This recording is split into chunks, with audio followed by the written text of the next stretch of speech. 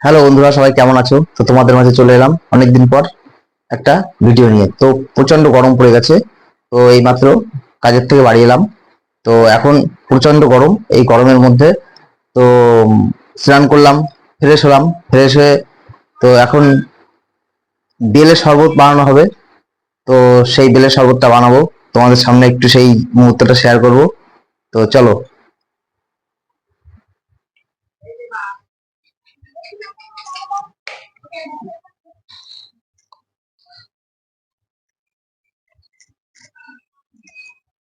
Fridge থেকে bell আনবো এখন।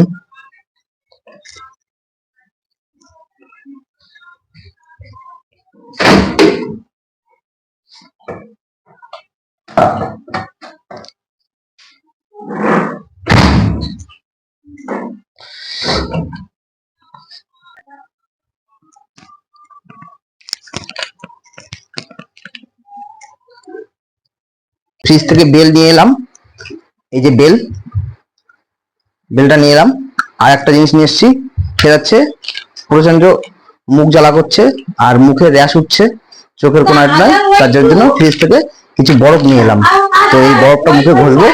আর তোমাদের দিদি ভাই এখন ছেলেকে পড়াচ্ছে, তো এই পড়ানো হয়ে গেলে বেলের শরবতটা বানাবে। আর আমি এখন এই বরফটা একটু চোখে মুখে ঘষবো। তো এই গরমের মধ্যে যাদের যাদের মুখে জ্বালা করবে, মুখে র্যাশ উঠবে, মনে করবে এই বরফ ঘষবে। বরফ ঘষলে দেখবে অনেক ক্লান্তি দূর হবে, অনেকটা উপকার হবে, উপকার পাবে। তো এই বরফ ঘষবে সবাই। খুব খুব খুব আরাম হচ্ছে, খুব আরাম হচ্ছে বন্ধুরা। তো আসছি কিছুক্ষণ পরে, আবার ছেলেকে পড়ানো হয়ে যাক, ওর মা বেলের শরবত বানাবে, সেই মুহূর্তটাও তোমাদের সামনে শেয়ার করব। তো বন্ধুরা, ছেলের এখনো পড়া শেষ হয়নি। তো রাত হয়ে যাচ্ছে। তোমার দিদি ভাই বলছে যে আমি তোমার শরবতটা করে দিই, কারণ বেশি রাত হয়ে গেলে আবার খাওয়া দাওয়ার পর্ব চলে আসবে, তখন আবার বেলের শরবত খাবো কখন। তো তোমাদের দিদি ভাই বলছে আমি এখনই তোমার শরবতটা করে দিচ্ছি, তুমি খেতে লাগো। এই দেখো, বেল ফাটিয়ে ফেলেছে। তো এবার বেলটাকে চটকাচ্ছে তোমাদের দিদি ভাই। চলে এসো, এদিকে চলে এসো।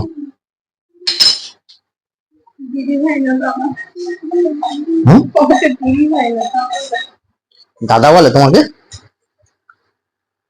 বলো, তোমার বেলের শরবত করতে কেমন লাগে?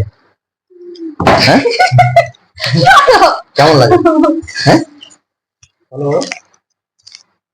শরবত করতে কেমন লাগে? আর বেল খেতে কেমন লাগে তোমার, তাই বলো।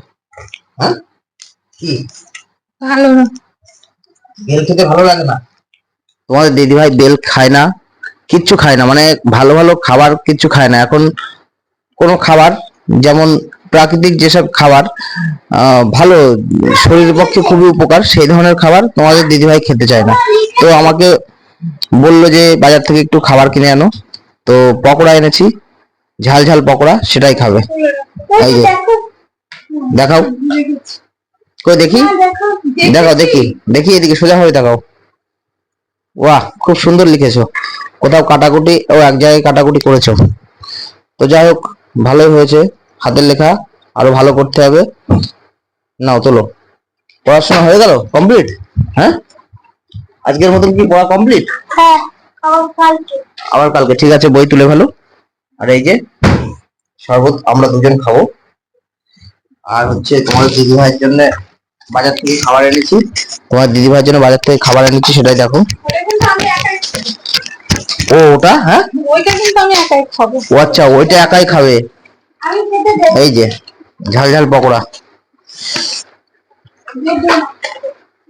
এই দেখো, এই দেখো, এর সঙ্গে আবার চাটনি আছে।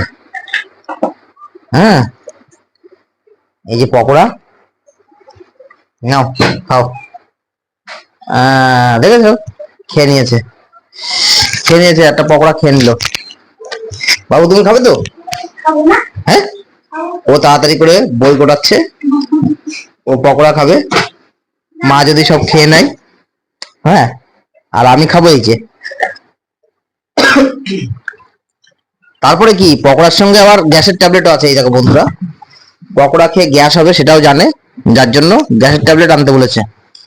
পকোড়া খাবে আর এদিকে গ্যাসের ট্যাবলেট, তাহলে বুঝতে পারছো। তারপরে আবার এই যে নবরত্ন তেল মাথায় দিয়েছে, আর এই যে ছেলে শুরু করে দিয়েছে খাওয়া। কেমন লাগছে পকোড়া? কেমন? হ্যাঁ, হেভি টেস্ট। তো বন্ধুরা সবই তো দেখতে পেলে, তো বেলের শরবত খাবো। আর তোমরা এই গরমের মধ্যে সবাই একটু টক দইয়ের লস্যি খাবে, আর বেশি করে জল খাবে।